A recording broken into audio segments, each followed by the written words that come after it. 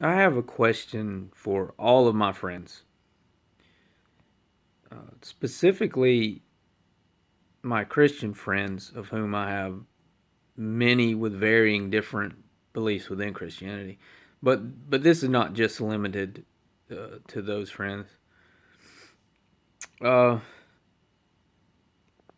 I want you to ask yourself how important the truth really is to you. I'm assuming that most people will say the truth's of utmost importance, but is it really? Is it more important than being right? Is it more important than being part of the majority? Part of a clique?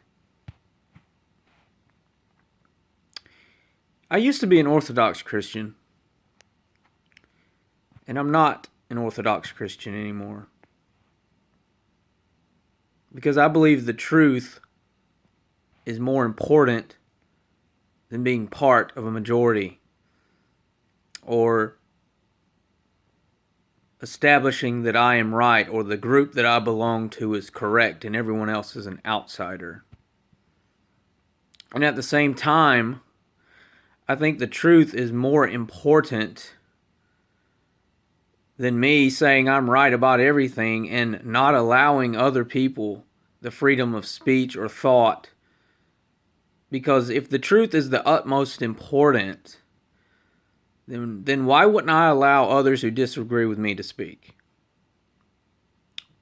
Why would I censor what they have to say, even on my own page?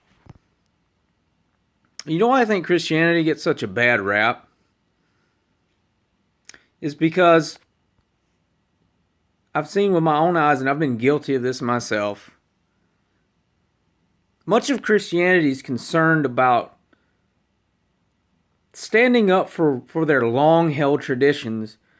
And while they tell the world that they're interested in the truth, they show the world that dogmatism is more important than truth. Do you believe that the truth can stand up to scrutiny? Do you believe that it will hold up in the face of the toughest questions? I do, and maybe the truth is something that I don't believe, as in certain areas of my belief. Maybe I'm wrong. Maybe I'm wrong about things. So why shouldn't I let someone challenge what I have to say? How am I gonna grow as a person if I will only listen to the people that agree with me? And yet much of Christianity, shows the world that they are unwilling, dogmatic, close-minded, and will not allow dissenters a voice. And this is religious hypocrisy at its finest. To want the world to listen to what you have to say and they don't believe, and not to listen to anyone else who disagrees with you, even amongst the people who share a great belief with you. How hypocritical can you get? So I want to confront some religious hypocrisy today. Yesterday, I posted a comment on Ligonier Ministries' Facebook page. I know there are several, if not many people in my Facebook friends list that know Ligonier Ministries. It's the ministry of R.C. Sproul, very famous preacher, theologian, very famous guy. I don't know who runs his Facebook page. But I commented on something that was posted on that page because I was in disagreement with it. And I was censored. Now I'll read to you Ligonier's response after deleting my comments. Okay. We're thankful that so many of you comment on, like, and share our updates. The Facebook community is an important extension of Ligonier's outreach. We allow commenting as a privilege of our page, not an extension of a right.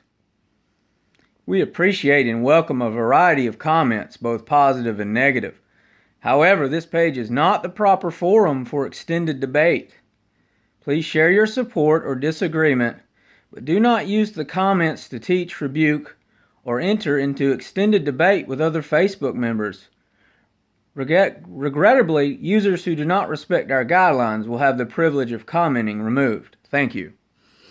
Now, interestingly enough, if you go to Ligonier Ministries' Facebook page in their About section, you won't find any comments or any guidelines for commenting. So let me translate what Ligonier Ministries just said. If you make a point against what we teach, we'll be sure to censor you. You see, they didn't contact me and say, here are our guidelines. Can you please not debate on our page? Once I got into a debate or a discussion with people on this page to why I think Ligonier Ministries is wrong, they removed my comments and my ability to like or comment on anything that they post, but they certainly didn't remove my ability to read or click on their links or share what they have written. Now, just to give you an idea of how I'm not the only one that feels this way, I'm going to read some comments that were posted in response to what Ligonier Ministries posted on their page. Seriously, no extended conversation/debate? Why? Do you understand how Facebook works?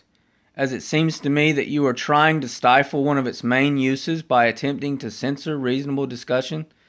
You lost me at we allow commenting as a privilege of our page.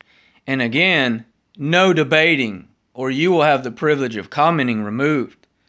This is not really in the spirit of how things work here. Perhaps you should stick to posting on your ministry websites and or blogs. And stay off Facebook and social media. Social media. There's a clue in the name. And another person commented, how winsome. Stifling debate is anti-gospel. Although I can appreciate Ligonier's position, it seems as though it goes against the spirit of reformational doctrine which Ligonier has taught for the entirety of its existence. In fact, it defies the spirit of debate as postulated by Dr. Sproul himself. You have lost me as a contributor and proponent. Incidentally, you've broken your own rules of engagement by rebuking and admonishing those ones you accuse of rebuking and admonishing others. Scripture says that iron sharpens iron. But that's not allowed. You know why? Because in so many areas of our society and the way we've taught that the authority, what they say is true. You know what? What my pastor says is true because he's a pastor. What my politician says is true because he's an authority figure. You know, that is dumb. And I used to think that way. And it's really dumb. For one, what denomination does your pastor belong to? What college did he go to? Did he go to a denominational college? Did they train him how to think according to their guidelines? How many denominations are there in the United States alone? So you're going to the right church, right? You know yours is correct because you've been trained to think that way. That's the way I used to think. So you will not listen to what other people have to say. And you know what? You don't grow as a person. And so while Ligonier Ministries didn't contact me and say, would you not debate? What they did is delete my comments because when someone asks thought-provoking questions that might go against what they teach, they will not allow that voice to be heard. Because you know what? Truth is not the most important to them. Being right is more important. And I find it highly hypocritical how these famous religious figures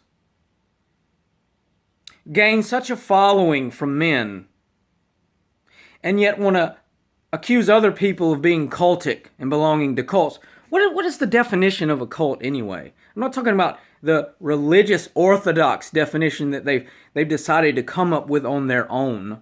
Let's go to the dictionary. What is the definition of a cult? Okay, let's see.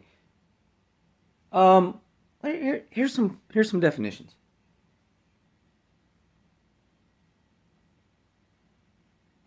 If I can get this page down. Okay. Number 1, formal religious veneration. All right. Number 2, a system of religious beliefs and ritual. Also, its body of adherents. Number 3, a religion regarded as unorthodox or spurious. Also, its body of inheritance. Number 4, a system for the cure of a disease based on dogma set forth by its promulgator. Number 5, a great devotion to a person, idea, object, movement, or work, as a film or a book. Such devotion regarded as literary or intellectual fad. B, the object of such devotion. C, a usually small group of people characterized by such devotion. Let's be honest, okay?